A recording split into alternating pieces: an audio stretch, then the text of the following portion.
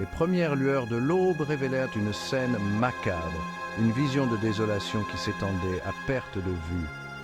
Les vestiges du campement de la caravane gisaient, éparpillés, témoignant de la violence de l'attaque. Des chariots brisés, des provisions éparses, tout racontait une histoire de chaos et de panique.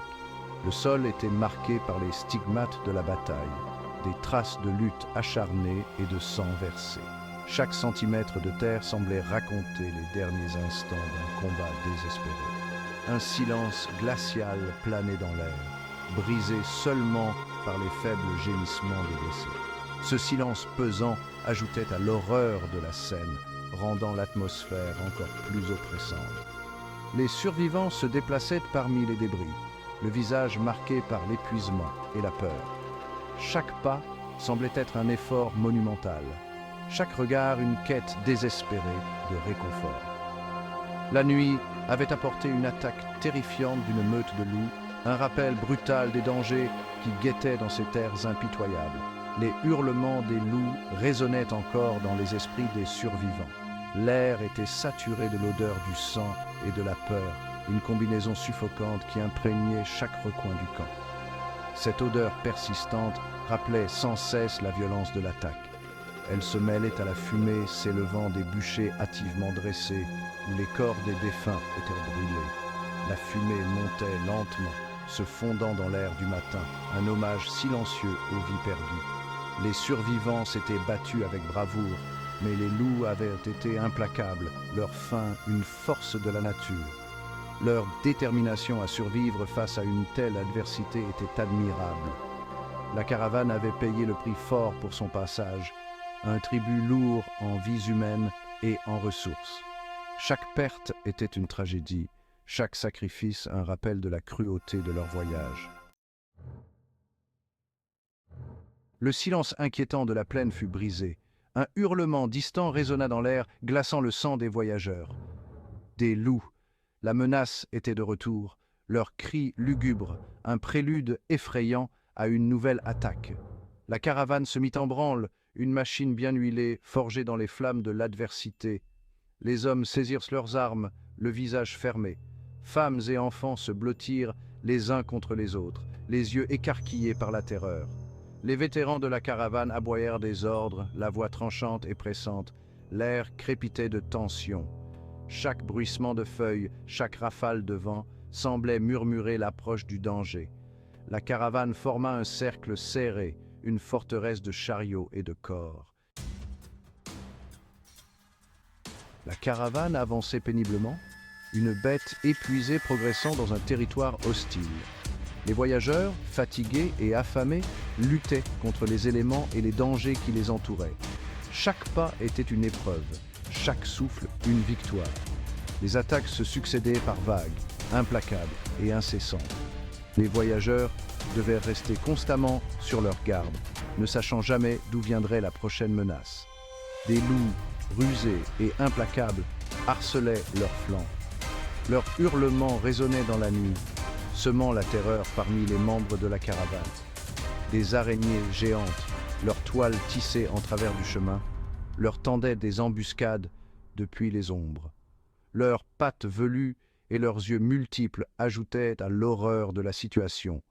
Même la terre elle-même semblait conspirer contre eux, le terrain étant traître et impitoyable. Les racines et les rochers rendaient chaque pas périlleux, menaçant de les faire trébucher à tout moment. Chaque attaque sapait un peu plus leurs maigres réserves. La nourriture et l'eau devenaient de plus en plus rares, ajoutant à leur désespoir. Leurs rangs s'éclaircissaient à chaque rencontre. Les pertes étaient lourdes et chaque vie perdue pesait sur les survivants. Le désespoir commençait à jeter son ombre sur le cœur même des voyageurs les plus aguerris. Les visages, autrefois pleins de détermination, étaient maintenant marqués par la fatigue et la peur. Le chemin devant eux était jonché des cadavres de leurs espoirs et de leurs rêves. Chaque pas les rapprochait de l'inconnu, mais aussi de la possibilité d'un nouveau départ. Mais ils poursuivaient leur route. Leur détermination était inébranlable, malgré les épreuves qu'ils avaient endurées.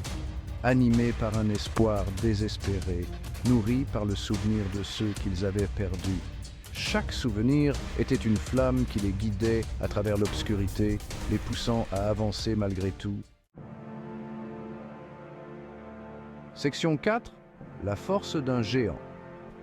La caravane luttait pour franchir un col de montagne particulièrement périlleux.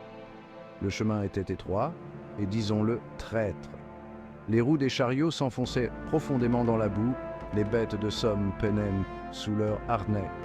Les voyageurs poussaient et tiraient, le corps endolori, le moral en berne.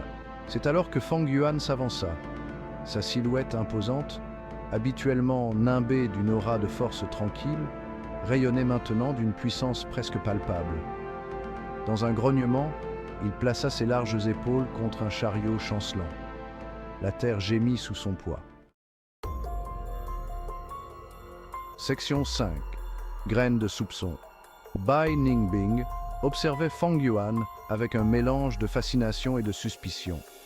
Chaque mouvement de Fang Yuan était scruté avec une attention minutieuse.